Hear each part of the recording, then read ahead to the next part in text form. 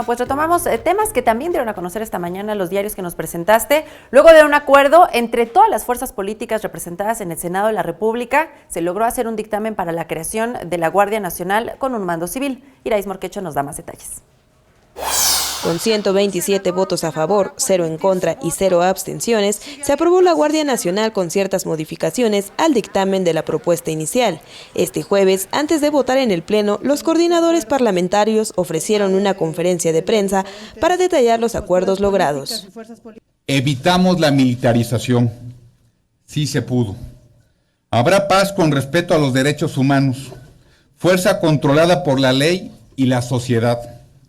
Las demandas, observaciones y aportaciones de nuestro Partido Acción Nacional fueron incluidas y por lo tanto votaremos a favor.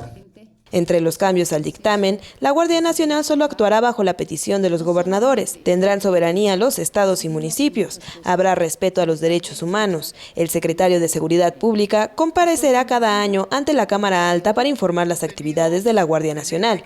Se regulará el armamento, que será diferente al de uso exclusivo de las Fuerzas Armadas. La base de la Guardia Nacional será la Policía Militar, Naval y Federal, dando solo la formación y capacitación, resultando la homologación de adiestramiento, disciplina y jerarquía.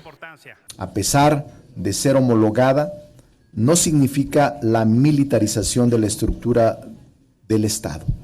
En realidad, es la oportunidad para que finalmente las Fuerzas Armadas dejen de realizar las tareas de apoyo a la seguridad pública y regresen a sus funciones de defensa y seguridad nacional.